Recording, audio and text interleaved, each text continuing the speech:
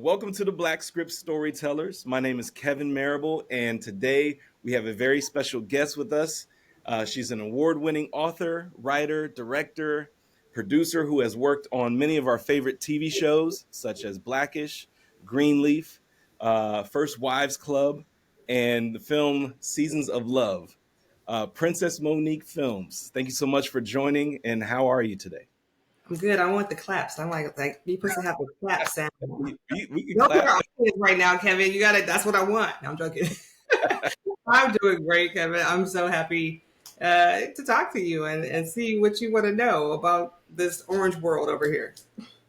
Yeah, no, absolutely. I thank you so much for joining. I'm appreciative of your time, and I want to get to know Princess the person and also Princess as it pertains to what it is that you do.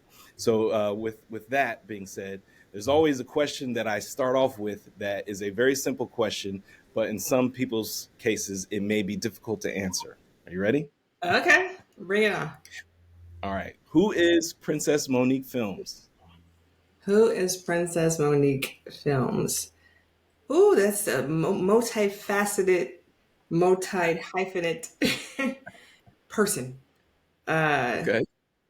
I am, and I'm not going to talk about myself in third person because sometimes I do that just being funny, but I'm like, that might not be funny right now. But I am, I am a passionate, purpose driven, uh, God fearing, loving, creative person. I can use a lot of words to describe who I am, and because it all encompasses like who I am as just me when there's, everything is stripped back, and then Mhm. there's who I am on set. There's different parts of myself that I just tap into, but I would say I'm just a person who is trying to live on purpose and do what I'm supposed to do while I'm here on this earth and enjoy the ride, enjoy the journey and the process. That would sum it up in a nutshell. That's you in a nutshell. Awesome, man. Well, here's something a little personal. Let me ask. I love the orange background and in the matching orange hair. Is there a reason for the color? Is that your favorite color? It is my favorite color, but it also is a deeper meaning for me. I grew up with the name Princess all my life, and so you would think I would wear pink all the time, or because of Disney. Not that I don't like pink; I like pink, but Okay. I don't know. Even since I was really younger, I always gravitated toward the color orange, and then eventually I had to ask myself why do I like orange so much? Like it's really like a thing. If I pick up my glasses, it's orange. If I pick up my phone, it's really a thing around here. And Wow. I started realizing that one of my favorite things to do in the entire world was to watch the sunset and to watch the Mm, sunrise and to see the orange in the sun would always bring tears to my eyes. And I'm like, why is this so emotional for me? And I just could look at it and it's like, that's not man. Man's not doing that. That's God. So it's like right. a spiritual thing for me. And when I have orange around me, I feel protected. I feel like, I'm fully who I am.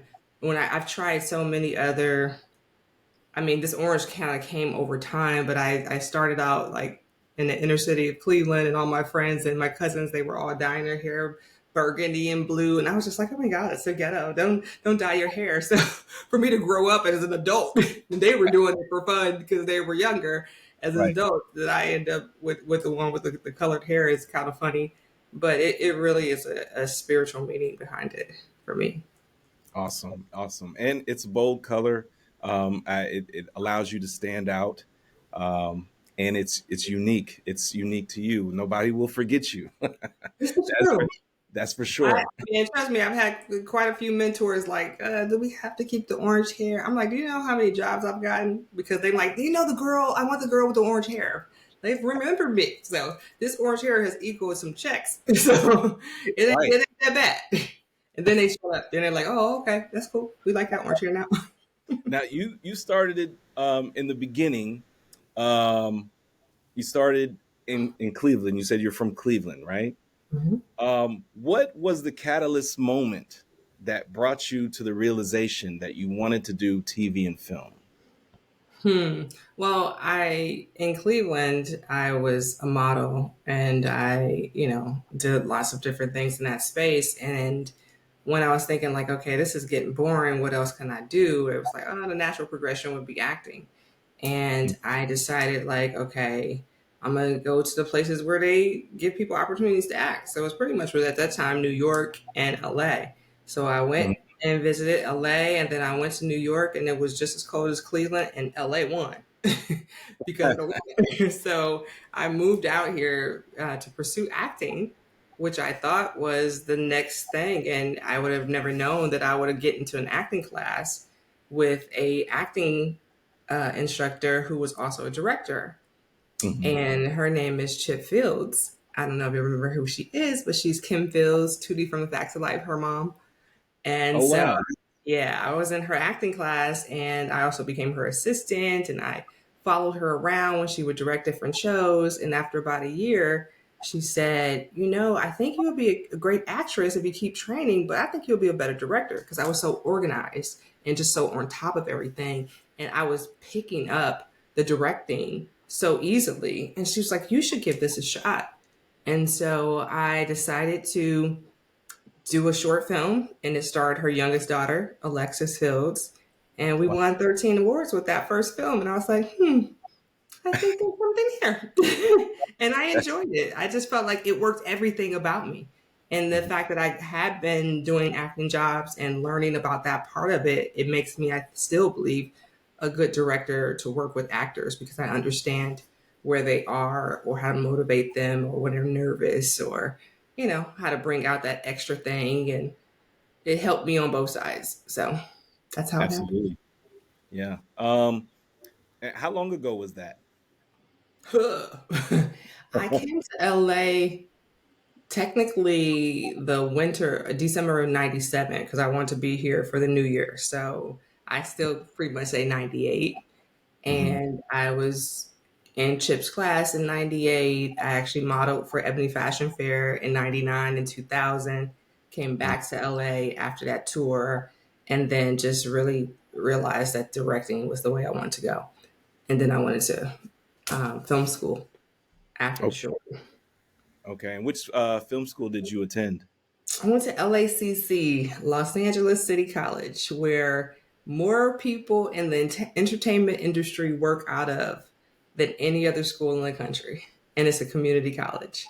And it's Really? because the instructors here at, you know, AFI and Northridge and all the different schools that are around here, they all Mhm. come together. They say we're going to teach the same curriculum no matter what, you'll get the same education. So you go to LACC, at that time it was like $11 a unit. So like $33 a class. So Right.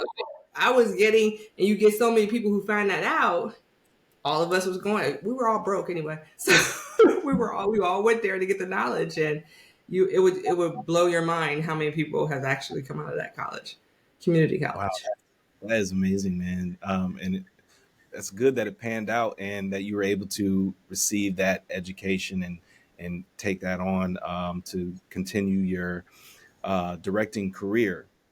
Mhm. So you are an award-winning TV and film director slash producer, writer, author. You're basically a multi-hyphenate. Um, you've worked on major shows such as Blackish, Greenleaf, Seasons of Love, and uh, that there was one other show that I'm missing. First five. Oh yeah. First Wives Club. Yes. Um, Crazy. Yeah, I can name I more. know I know each experience was unique in its own way, but in your words, what was that like? Well, my first shot, like you said, was Blackish. Well, no, Greenleaf. Greenleaf was Greenleaf. before, Greenleaf and was first. Greenleaf was like one of those wonderful, amazing, like dream-like experiences. And it was because I went to shadow on the show first, Hmm. and I shadowed on it 1 year, and then I was able to direct it the next year or next season, I should say. And because I went to a show that now I know everybody and they were rooting for me and they wanted to see me win and they were doing whatever they could do to make me look good. And then like at the very end of it, they gave me like a standing ovation because they said I did such a great job for my first Wow. episode. And I just was like passed out on the floor because it's like that confirmation, like I told y'all I could do this, I knew I could do it. See, now people will see that I can do it. Because Right. it's something about knowing you have something inside yourself and knowing that you're good at something but nobody else knows. And so Yes. to have Lynn Whitfield and oh my god, there was so many of them. I see all of their faces. They're all, kind of flying through my head right now. Limp Winfield alone is enough. But but to Yes. see them like saying, "Yeah, we see you. You got it, and you did it," was like beautiful. And I mean, That's every experience is kind of like that to a certain extent. I go in and I do my best and I work my hardest, and mm, I see that people see what I'm doing and see how hard I'm working. And I do it in a way that's very, I think, different than a lot of people that this is what they tell me. Because I'm just a kind of a calm, cool, collective type of girl. right. I'm not you can say the building's on fire. I'm like, okay, well, we got water. We got, what we're going to do to put it out. So I'm not a panicker and not sure what all the other directors are doing, but, people come up to me at the end and be like, it was such a pleasure working with you. It was like Yeah. Yeah. smooth or, but we trust and believe. People ain't doing what they got to do. You're Cleveland, gonna you, you're gonna get on. oh, yeah. Yeah. Oh, yeah. But and it's also probably they can tell when somebody is more passionate, and maybe shows a little bit more care with what it is that they're doing, from a director standpoint. Maybe they could pick up on that I with think they first and foremost, when you are prepared, you. they're very happy. I Right. guess they have definitely been in instances where the director was not prepared, or just kind of flying by their seat of their pants. But because I'm like, that's preparation is everything for me. I like to prep so hard so that when I get on set, it's just nothing but fun. Like Right. it's just a good time because we ready. We know what we're doing. And this is what's Right. happening. So I think when they realize they're in good hands, and even if they want to, the actors want to make a change or the DP wants to suggest something different, they're like, Hmm. what you got is already brilliant, but if I add Yeah. this, it could be even more brilliant. And then that gets me excited. Right. So Right. Right. Right. Um, what is the level of preparation, or not the maybe let me not ask that. What are some of the things that you had to be prepared for, or maybe a director should be prepared for when walking on set? Is there something that directors should walk in through the door, I knowing? think when you first start, you always feel like you need to know everything. Like you Mhm. feel like I gotta know everything. If I don't know everything, people are gonna, I'm gonna mess this up for somebody else that's coming in the door behind me. Right. Once I learned I don't have to know everything, that was a big, big stress reliever. Yeah. But I definitely think you have to know how to break down a script, how to know, you know, what your blocking is, how to work with your actors, like what is Hmm. everybody wearing, and your scenes are normally not shot in continuity, so you have to know where they were before this scene and where they're going because the scene you shot, you might have shot the last one first, and now you got back over here. Like, well, where are they going? And you have to be able to keep track of that type of stuff. I have a process. We all have a process, but your script is your Bible, and you have to Hmm. know that bad boy through and through. I have Right. some director friends that they memorize like all the scene headings and the scene numbers. That ain't my gift. I do not. I cannot. I don't know. It's just I can memorize what's happening. I know what's happening, but to actually memorize, you have 100. If you're the feature, you got lots of scene headings. That's a lot. Yeah. I know Right. location. I know what they're doing in the location, but you have to know what your strengths and what your weaknesses are. And some people can do that, and some people can't. But there's certain things I can do that director can't do. Right. So it's really, and doing like we talked about earlier, doing your research, talk to as many directors as possible to see Hmm. what their process is, and you take from their process what works for you, leave what doesn't, or just put it in your tool bag. Maybe you'll come back to it a few episodes later because now you get it more because you've been working, Yeah. So And to your point, as far as not knowing all of the headings, do you have a continuity manager or somebody that oversees the continuity of the project, or do you yeah, you leave have a script supervisor. Script script supervisor. supervisor? Yeah, Okay. that's really their job. Hmm. But some people like to be in other people's lanes.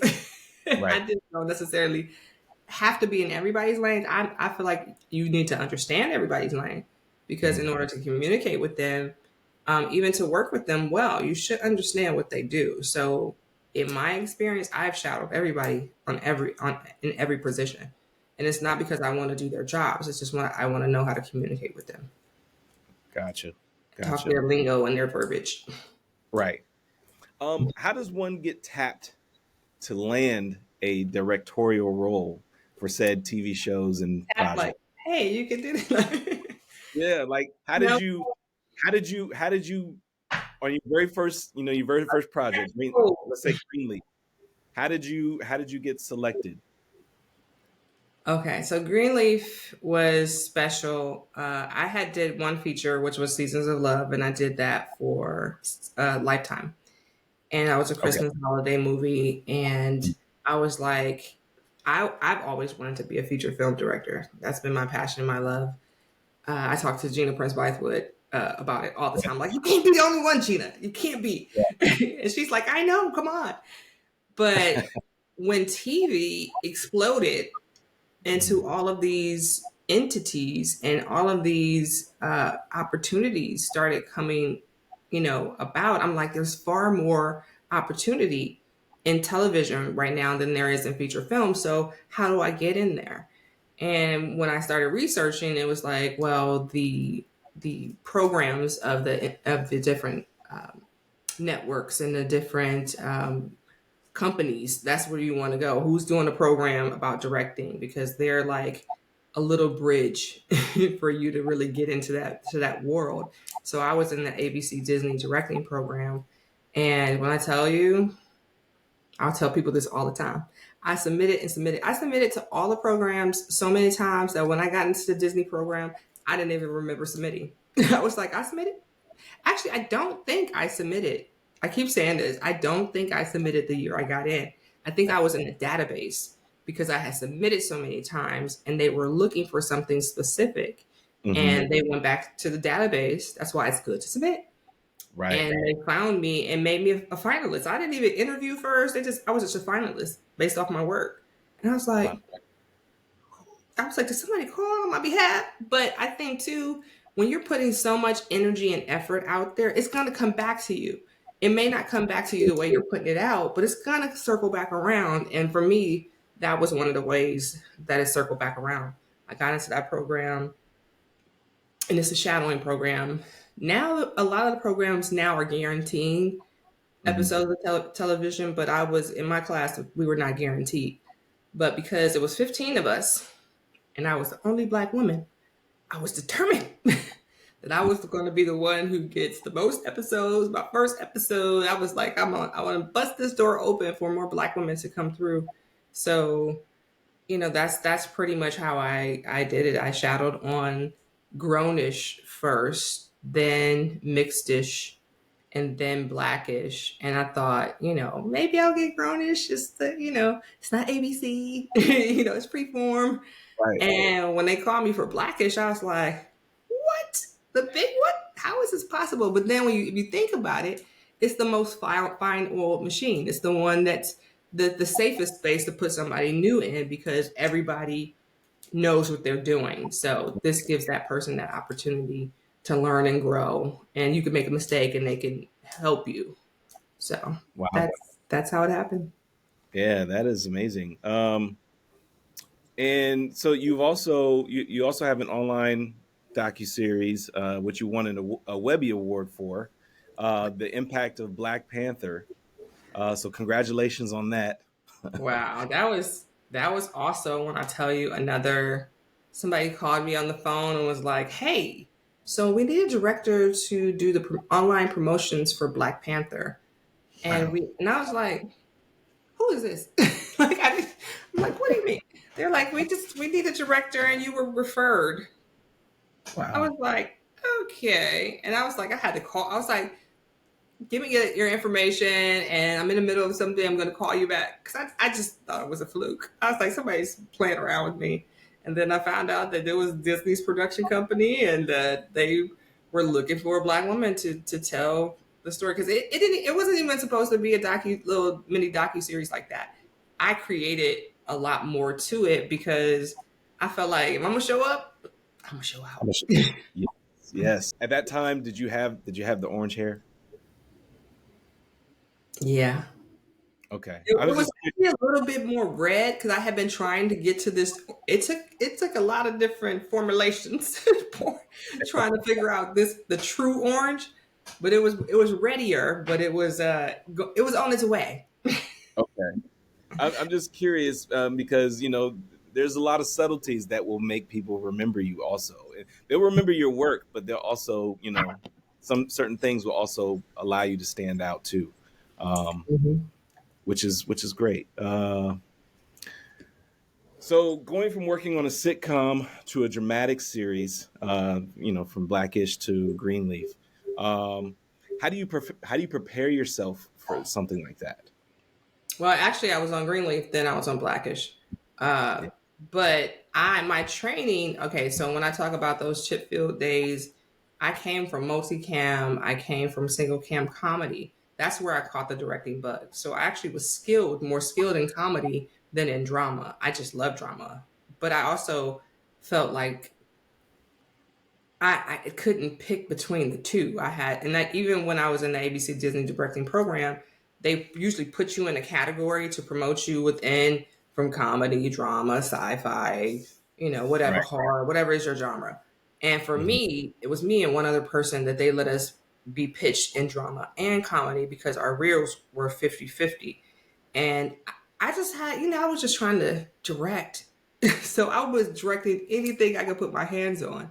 I even did like tutorials for like Home Depot, little videos in the aisles, how to do this. I Right. mean, training book videos or how to, to do certain things for your employees. I Right. did spec music videos for artists that weren't artists yet, so just to see what they would look like as an artist. That Mhm. it wasn't coming out, but it would be coming out through like the company to see if this is a real viable talent. And so I had a lot of skill sets. So for Yeah. me, it was just kind of when I did Greenleaf was an hour show. So when I did Blackish, it was like a cakewalk almost because it was a half hour. Right. Yeah. Everybody, I can't tell, Tracy Ellis Ross how to be Rainbow or Anthony Anderson how to be Dre. Like they've been these people for 1,000 years. So it's like, cool, check that off. I just let them do what they do. If I have another idea, they didn't hit the tone mark, adjust them. Lawrence Hmm. Fishburne, what am I doing?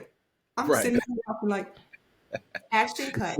Like, so it wasn't easy because of course I was nervous and Oh you're yeah. still running a set and you're still learning and you're still not doing things you've never done before. So it's definitely was a lot of keep calm and cool. Like learning how to do that actually is harder than the job because I had already Yeah. been doing the work. I had already, so it was just like, I remember watching a video where Kobe talked about all the free throws he would shoot.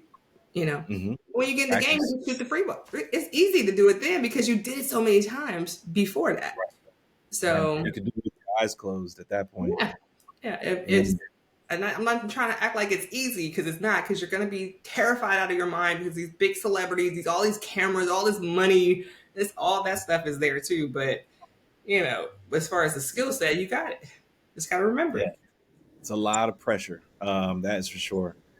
Um, what is something that you've learned or something that has given you a takeaway from working on each set?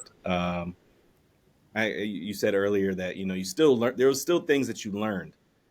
What is I something never that maybe? not learning.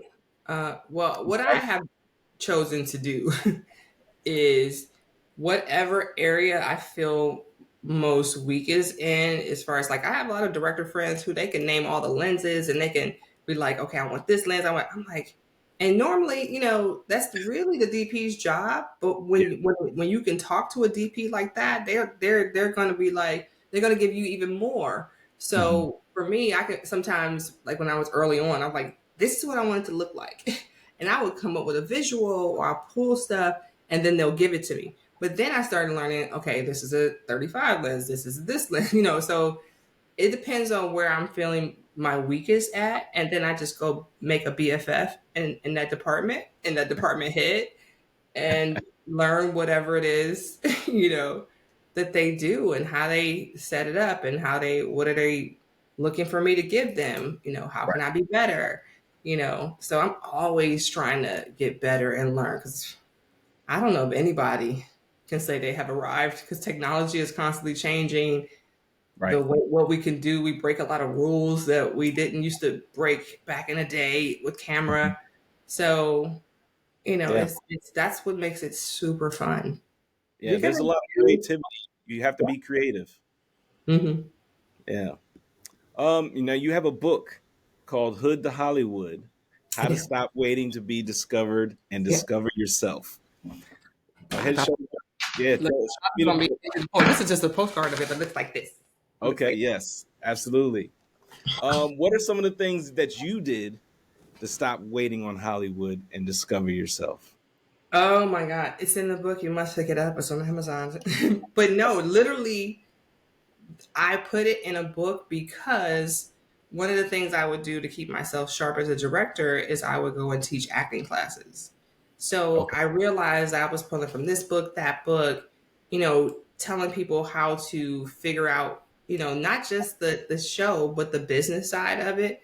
And Right. before I knew it, I was like, I'm making some people a lot of money. So I should just pull all these things together and put it Yes. in my own book. And so I knew I kind of wanted to do Hood to Hollywood because that's my journey, but I didn't know what that tagline was. And as I kept going deeper and deeper in research and pulling the elements that I wanted to put in the book, I start seeing a pattern. I was like, Mhm. these were just self discoveries. I was really Right. just discovering myself. And then, we have that little cliche saying of I'm going to Hollywood and someone's gonna discover me, right? And I kind of felt that when I came from Cleveland. I was like, I'm gonna get discovered and I'm gonna be a big star. And I got here and nobody was trying to discover me. And then when I realized, wait, it's not for somebody else to do for me. It's for me to do for myself. That's Yes. when everything changed. Everything changed. And I realized this is about me and about my journey and about what God has put in me, what my purpose is, how I see it, what my visions are. And that, like I said, there's so many in the book because I go from the earliest childhood memory. I feel like I got to write a part two because I've had so many new discoveries since I Yes. finished the book. Hmm. But it's a journey, and I would say once you realize it's not like an overnight thing, and like I was telling one of my best friends yesterday, she's also a mental health therapist. I said, "Girl, I am so mature." Because I used to bother something would bother me, and I would be devastated for weeks or months about it. Oh, I didn't get this job, or this didn't happen. Now I'm like, oh, that wasn't for me, and it's time to move to the next thing. I'm so mature. I've graduated. I've discovered that I don't have to trip out about something that wasn't meant for me. Just go for what's Right. meant for you. Yeah, and that's amazing within itself. You going through this growth process, and then you start to discover as you're discovering yourself. You start to discover, oh, some of the things that used to bother me don't bother me anymore. And now that I know what I know how to navigate this to where I can avoid some of the mistakes that I made, Mm-hmm. from the get go. Absolutely. And I'm sure you explain a lot of that in your book, and trying to teach people or show people some of the maybe the mistakes that you encountered or that you made, Don't call and anything mistakes. They're all growth opportunities. Just growth opportunities. absolutely, yes, they're all opportunities to learn, and we call them mistakes, but yes, they are definitely life lessons. And as Oprah says, I love when she says, it's not happening to you, it's happening for you. And if Yes. you realize, oh, this came up for you, not to be like, oh, you didn't do this or you somebody else got this. No, it's here to say, hey, you can have this too, or you need to Right. be on top of this. It's Yeah. quit tripping.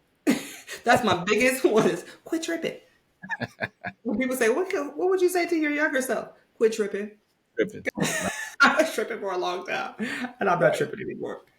Yeah. Because when you look back, you're like, man, I don't know why I was so upset about this. So Um, angry. yeah.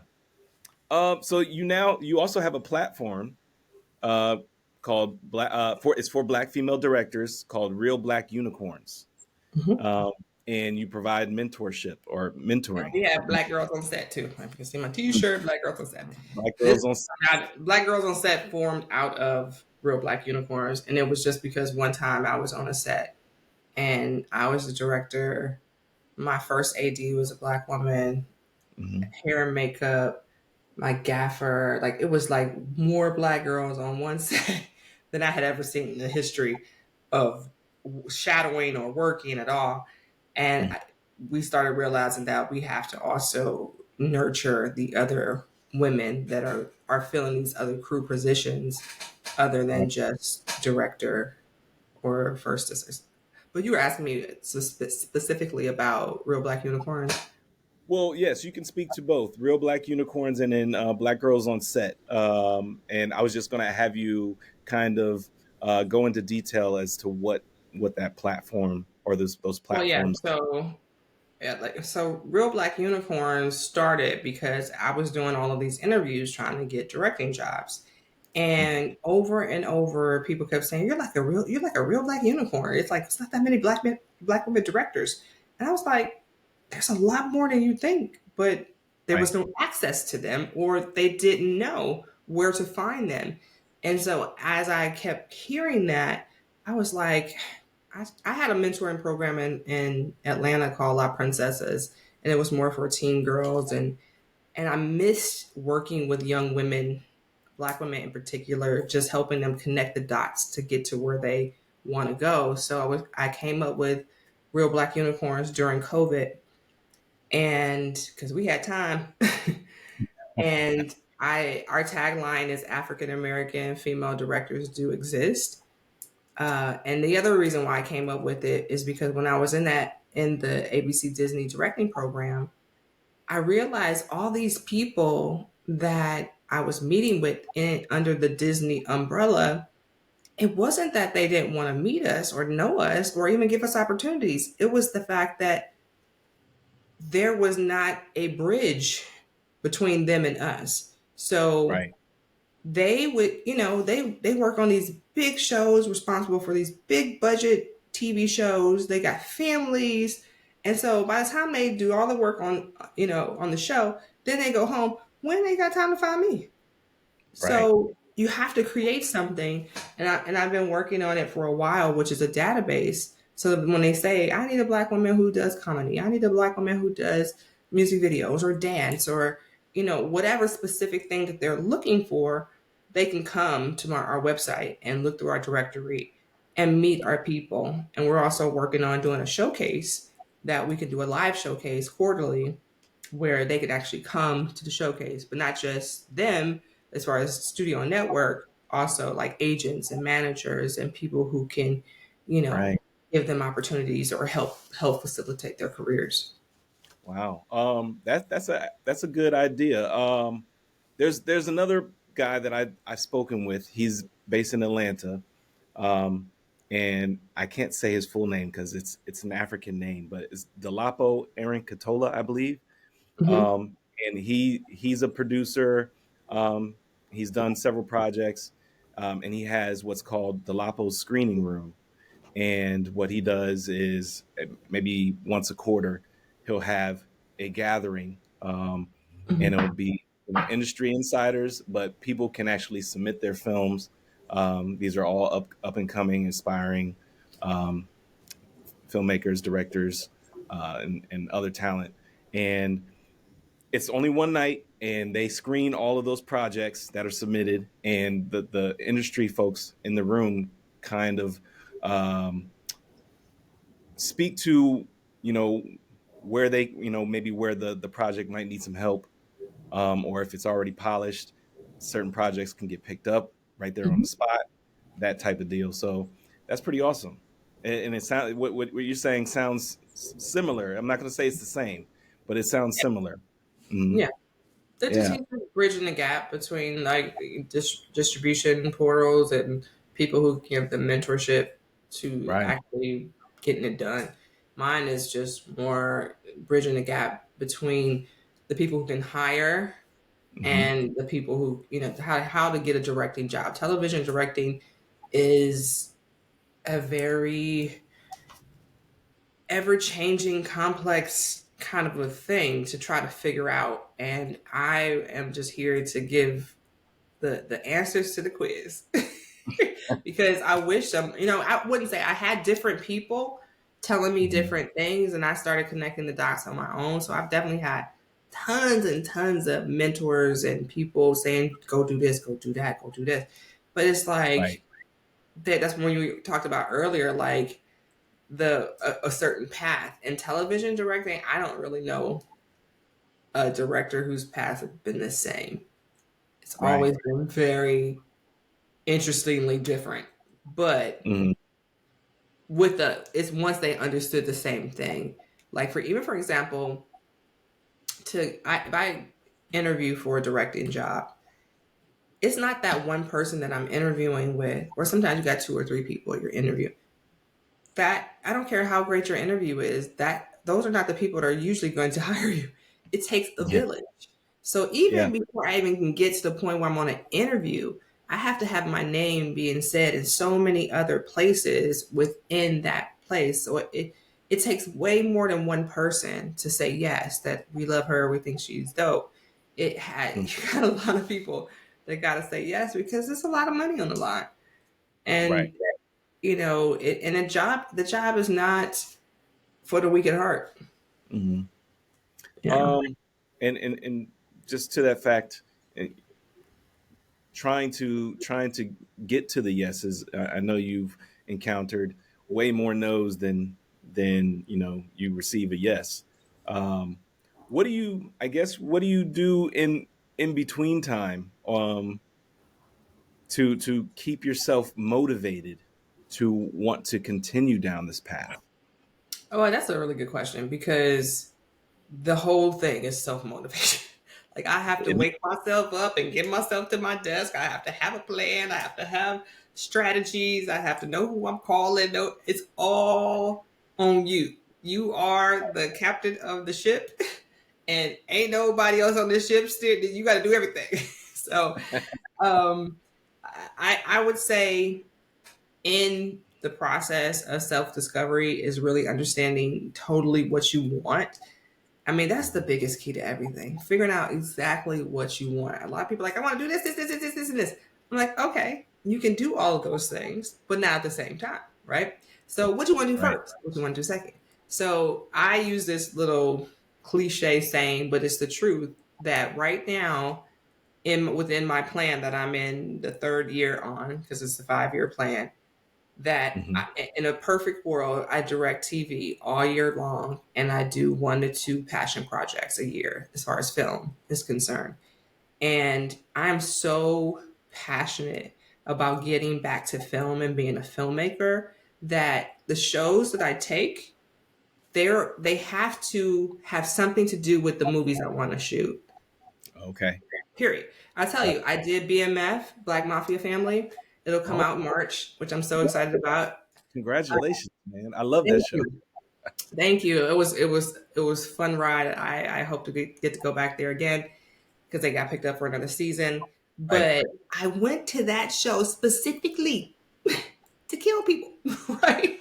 And it was because I haven't killed people on TV. My dramas and my comedies, I haven't killed anybody, and I have a serial killer project that I've been working on for many years. I don't know how to shoot this. I don't know how with the blood splatter. I mean, I've got shot some people a couple times at different things, but as far as like killed and what it needs to look like, so I Right. don't.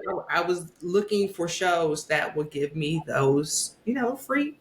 Well, they're gonna pay me to learn what I need Yes. to do for myself. So And I got the one episode of the whole season that they killed nobody. Can you believe that? I talked about it so much that the producers were like, listen, next season, you will kill more people than anybody else. Next season, we got you. We got you. Who wears the most kill episode? That one's Princess. Wow. So, but I mean, it's a fluke. It happened like that. But that's kind of what keeps me motivated. I literally look for, like, I got a movie that deals with a lot of dance. I haven't shot a Mhm. lot of dance, so I'm like, okay, Right. maybe I'll do this musical, or maybe I'll do this just so I can get the dance expertise and put that in my tool belt. So for me, that Absolutely. keeps me going because I push my other projects while I'm interviewing and waiting for them to say yes, and my manager's doing his thing, the agent's doing their thing, I'm doing my thing because nobody outworks me. I tell people that all the Mhm. time, nobody outworks me. Right. so, And, so and, and yeah, that's good that you're approaching it as each project is a crash course for your next project, mhm. or for a project that you're going to be working on down the line, or you plan on working on. Yeah. And that also keeps you learning, but it also keeps things fresh for you in the process, because you're every day is something new, it's something different, it's exciting, I it's want not to write monotonous. more books. Like I'm working on the audio version of my book right now. When I finish that, because I want Hood to Hollywood to be a series of books. They won't be just about me, but it'll be like Hood to Hollywood for the writer, for the actor, Yeah, that type of thing. So I always have something to do. I don't know yeah, what downtime is. Like I always, because I have a plan. But I did the work first. I mean, I'll show you this just because it's sitting here. People do vision boards and all these different things, but I do a vision notebook. Like you see how thick that bad boy is. So I yeah, I I break down everything that I want to do, all my projects. So, and I know what I'm focusing on that month, that day, so there's really not any downtime over here. I mean, yeah. I chill when I feel like I need to chill because sometimes I can keep going because I love it so much. I can do it all Yes. day long. And sometimes I'm like, I've been at my desk since 7 a.m. and it's 10 o'clock at night and my legs are Yeah. numb because I've been sitting here so long. Yeah. And yeah, and that's what you want, is you want to be able to do something that you're so passionate about that you lose track of time, and you are just so engulfed in it that it doesn't seem like work. And yeah, you're just having fun, and you're getting paid to have fun. We like that. Can you talk a little bit about the importance of having more Black women in this space? Well, I mean, I think it's important to have everybody in the space Hmm. because there's so many stories to be told. And I think that the Black woman's perspective, I'm pretty sure, I talked to, because I'm over the African American Steering Committee at the Directors Guild with Gina Prince Bythewood and Jeff Bird. Hmm. And we have a Hispanic committee, we have a LGBTQ plus committee, we have Asian, we have a lot of committees. And when I look around, it's important for all of us to be in this Yes. space, because I'm a Black woman. Of course, I will put being a Black woman or giving more Black women at the top of my radar, but they should be doing the same things in their Right. committees. Um, but it's important for our perspective. Our, like, I have a little hashtag that I use called "Directing Has a New Look," and a lot of people think it's like, oh, because I don't look like a regular director. No, it's I have a different outlook. It's Right. a different look that I Yeah. have, and a different way I see and tell the stories. So it's important that Yeah. we have a place. It's It important. is. Very much so, and I'm glad that you brought up the other, as far as Asian, Hispanic, Latina, Latin culture, LGBTQ, um, because that's one thing. That's one thing that I want to um, include with the Black script, and that's why I said people of color and also diverse backgrounds, and the underrepresented, because it falls in line I with encourage you to really focus on Black, but then bridging a gap to those other yes, people because yes, it's Black centric, but yeah, it I say that because includes. everybody's an expert. They're an expert in their thing. So Hmm.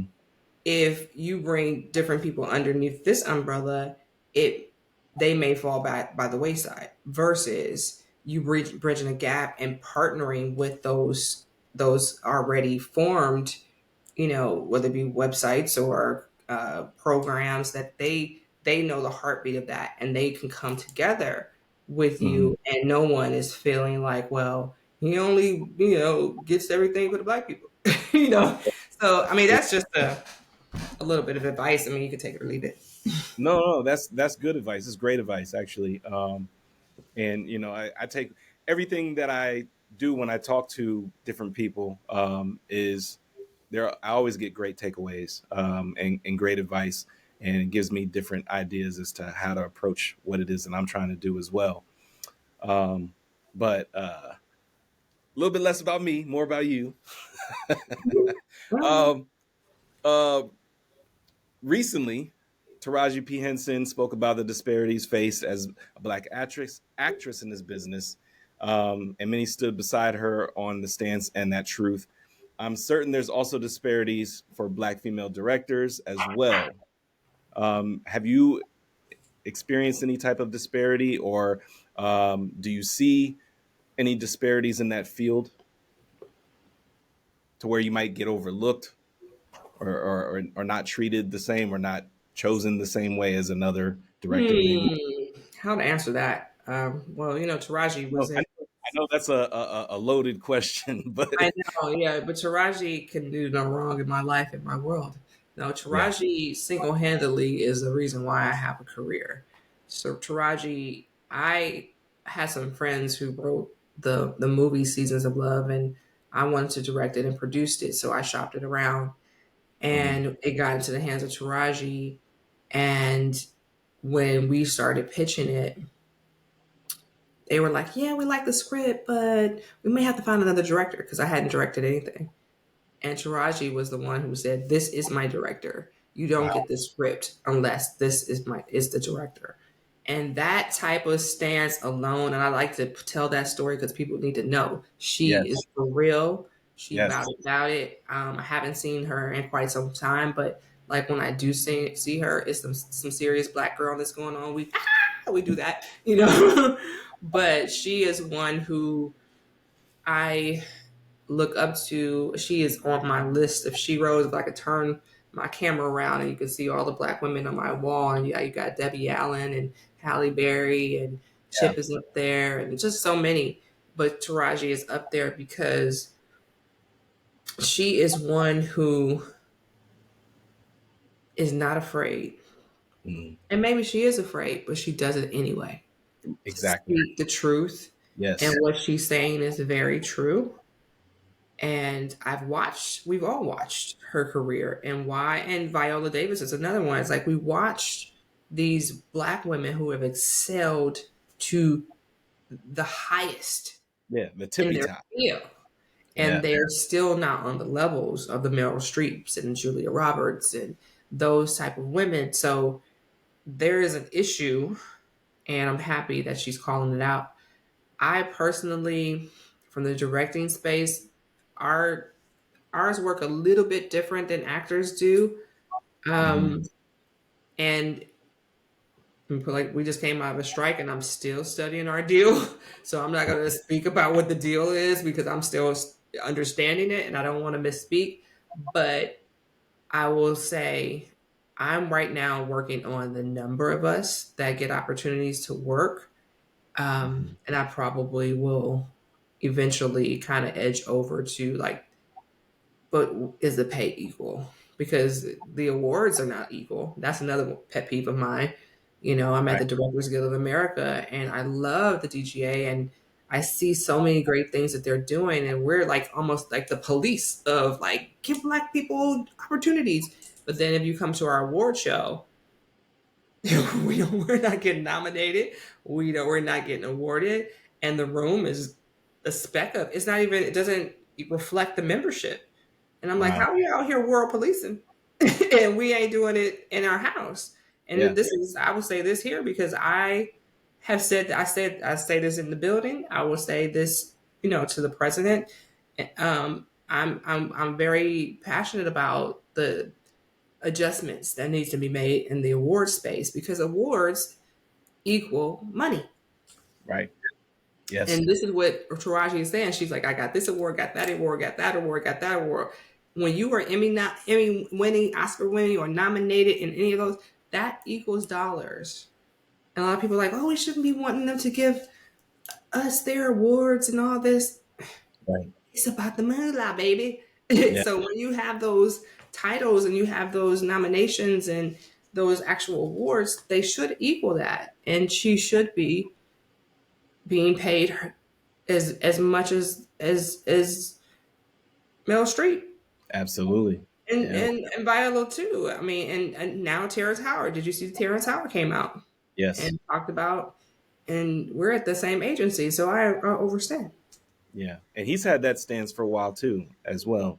And I'm happy. I don't know what it is about Shiraji that I feel like she is doing it in such a way that she's gonna get heard, but you gotta still give respect to like Monique and Yeah. different people who've been talking about it. People thought Monique was crazy and they wanted to shut her up and all this stuff. She's been talking about it.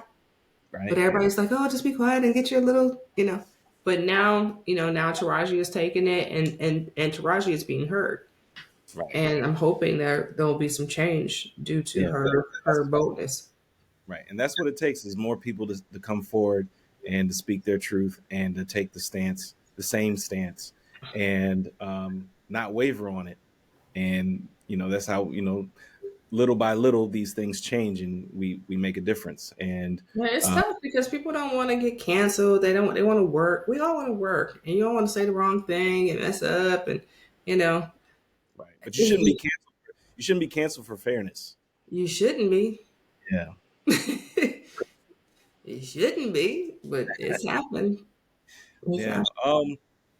Recently, I've noticed that you've been having discussions about mental health and its importance. How does one keep their mental health in check when dealing with this business? You got to tune in to IG Live tomorrow. And I say that, but no, I say that funny because That I would be you just saw the. Did you see the post I just posted? Is that I'm like, yeah, how did you know that? Well, I can say this: my soapbox. Like each one of us at the DGA and our co-chairs, we all have our thing of what we mhm, think is important that we stand on. And mental health for me was number one because I felt like, how are we in this building with all of these smart people and nobody's talking about how do we take care of our minds? They'll tell you what shoes to wear on set and how to take care of your yeah, back and what doctors to see, but nobody's talking about mental health. yeah, And I, like I said, so happen to have a best friend who's a mental health therapist. And I tell people I am sane because my best friend is a mental health. I get a lot of free therapy, and I've been in therapy before, but I just noticed it around the building. I'm like, why are we not talking about this? And so our last meeting of this year, I brought my friend in, Dr. Jada Jackson, and I didn't know how people would perceive it because I'm like, usually we do panels about acting and directing and tools. So I'm like, but I'm talking about your mind, like how to take care of yourself. right, And it blew my mind how open and how receiving and how much more people wanted and kept thanking me like we needed this. And I'm like, yeah, this is crazy. So for mhm, me, I thought it was just me. But now that I'm learning that no, people get it. They want the help. They want yeah, to know how to process through this thing. I got a wonderful tribe of friends that I mhm, process with.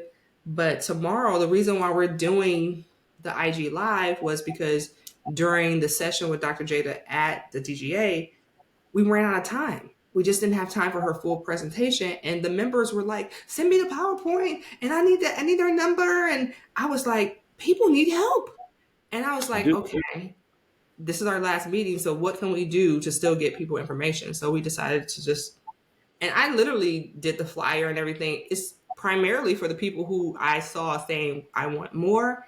And I'm like, if we open it up and more people can be helped on IG at the same time, we're just winning. we're winning. Mhm. So that's where it came into play. But I am very passionate about it. What is next? What is next for Princess Monique Films? Ooh, Lord, there's a lot of things next. Well, I do say this. You never really know what's next. Every time I mean, there's been times when I thought this was the next thing, and then something else that I was working on surpassed it. But I am aiming for a feature film that I wrote, direct, and produce, that I'm super passionate about. It's my baby. I really want that to get done in 2024. It looks really good.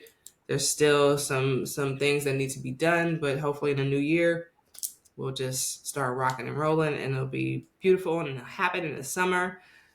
But outside of that, I'm definitely hoping to go back to some shows that I worked on already, as well as some new shows.